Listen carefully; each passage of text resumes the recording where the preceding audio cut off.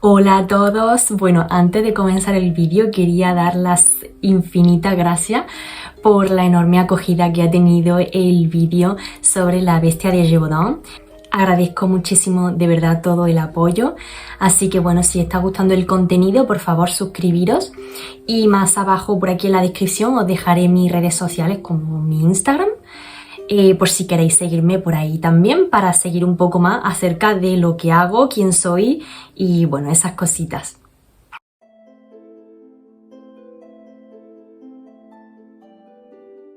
Era una de las adivinas más famosas de su época y trató con diferentes personalidades políticas e intelectuales como lo son Robespierre, la emperatriz Josefina o incluso también el zar Alejandro de Rusia. Incluso dejó su nombre en un oráculo muy conocido hoy en día y del cual hablaré más adelante. Ahora sí, vamos a comenzar el vídeo. Marianne Lenormand nació el 27 de mayo de 1772 en Alençon, en la región de Normandía, en Francia. Fue la hija de un comerciante de telas llamado Jean-Louis Lenormand. Cuando ella nació, su hermana ya había fallecido, con lo cual su madre decidió ponerle el mismo nombre de su hermana fallecida.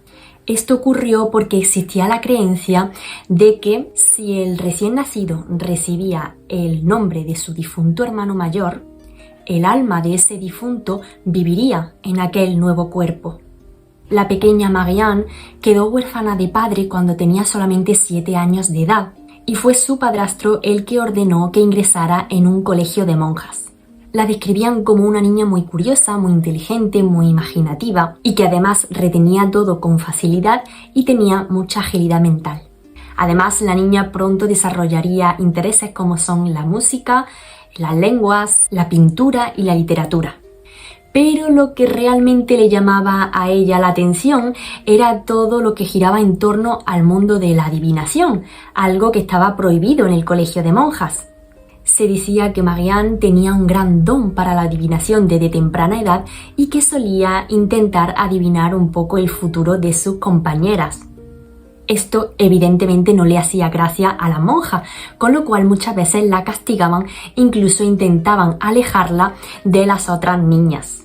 En 1781, la abadesa del convento se vio forzada a renunciar a su cargo, con lo cual se quedaba a la espera de elegir a una nueva abadesa para el convento. Por supuesto, con la curiosidad, algunas compañeras de clase ya preguntaron a Marianne si ésta sabría decir quién sería la nueva abadesa. Ella dijo que sería de buena familia y que además provendría de la región de Picardía, del norte de Francia. Varios meses después, 18 exactamente, la nueva abadesa llegó al convento y fue tal y como Lenormand había predicho. Aquella situación sorprendió tanto a las monjas que Marianne fue evidentemente echada del convento y tuvo que verse en la obligación de buscar otro en el que poder terminar su formación. Cuando terminó dicha formación sabía que su futuro estaría en París, con lo cual con la edad de 14 años, bastante jovencita, se fue ya a vivir allí.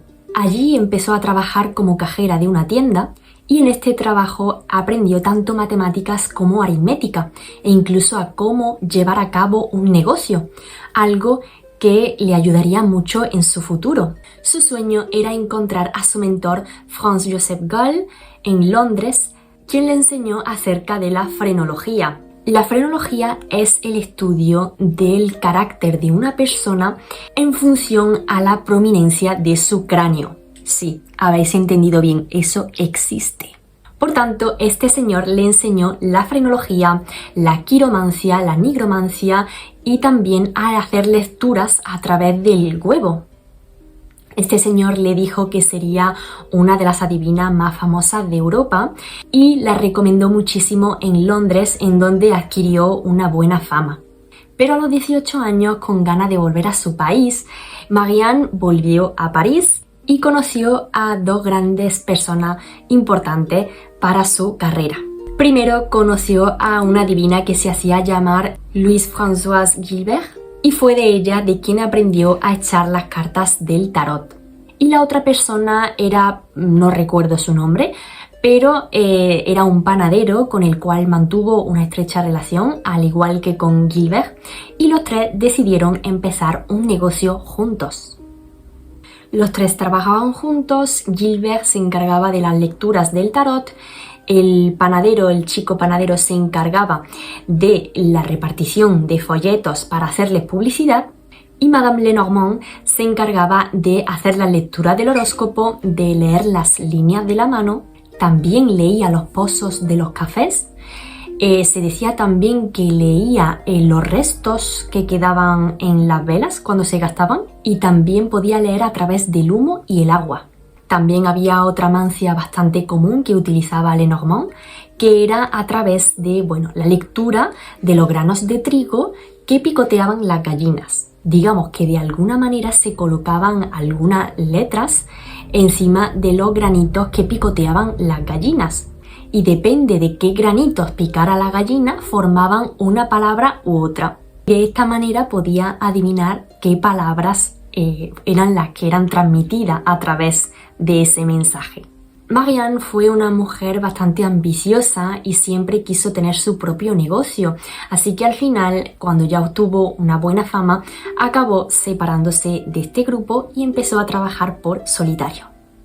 Así que abrió su nuevo salón, en el cual ofrecía sus servicios como vidente, aunque trataba de ocultarlo, puesto que esta actividad estaba totalmente prohibida en aquel tiempo.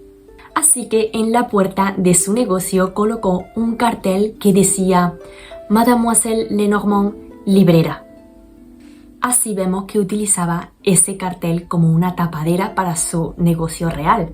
Lenormand comenzó a tener ya una buena fama, como decíamos, y acabó siendo visitada por personajes bastante reconocidos de la época. Tengamos en cuenta que ya empezaba la Revolución Francesa, entonces la gente tenía miedo a lo que iba a pasar, con lo cual hacían visitas para que Madame Lenormand le adivinase su futuro. Incluso la vidente llegaba a recibir algunas cartas que provenían de la prisión.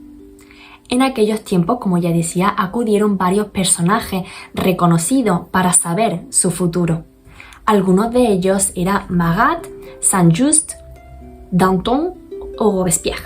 En el año 1794, Marianne fue detenida por órdenes de un inquisidor, ya que supuestamente habría predicho la muerte del rey Luis XVI de Francia, meses antes de que fuese guillotinado, y también predijo algunos cambios que hubo en la Constitución, aunque su estancia en prisión siempre fue breve.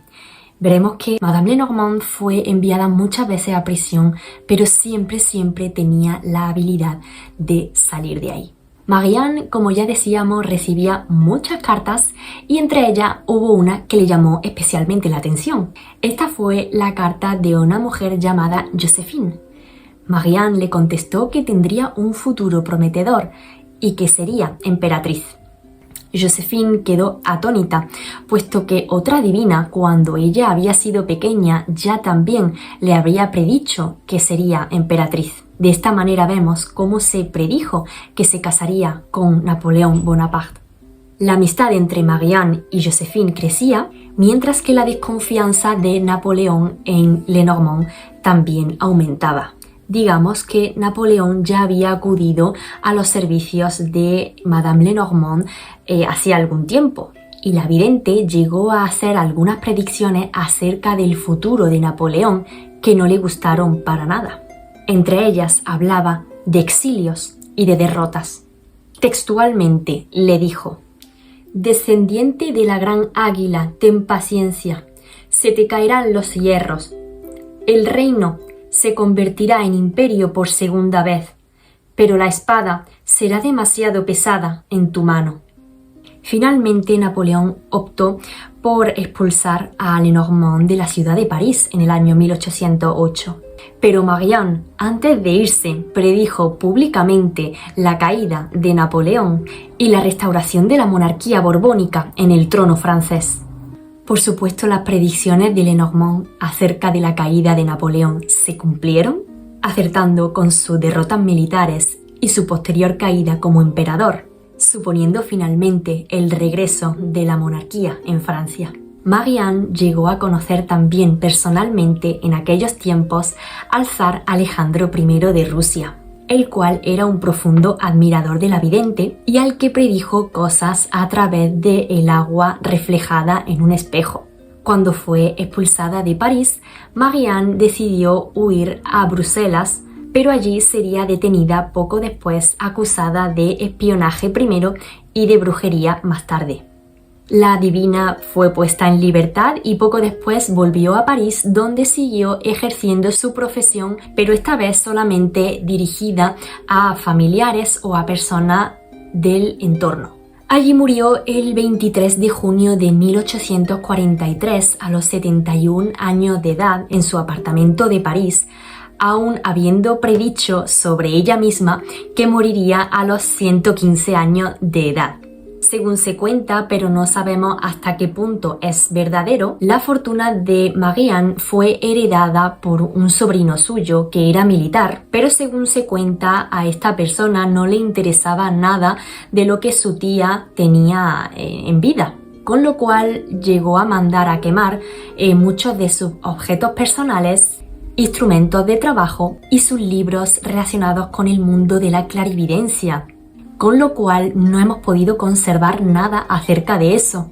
Otras fuentes directamente nos dicen que Marie-Anne Lenormand era una mujer bastante generosa, pero aún así nunca dejó material o guía que explicase cómo proceder en esas mancias que practicaba. Así que bueno, una pena, pero en honor a su nombre se hizo este oráculo de cartas de Lenormand y bueno, hablaré de él más adelante en otros vídeos, así que bueno, no lo perdáis. Espero que os haya gustado esta historia sobre Madame Lenormand y pronto os traeré más cositas de otras historias, otras leyendas, otros temas relacionados. Así que bueno, espero que os guste y que todos los temas que traiga por aquí os despierte un poquito la curiosidad de alguna manera.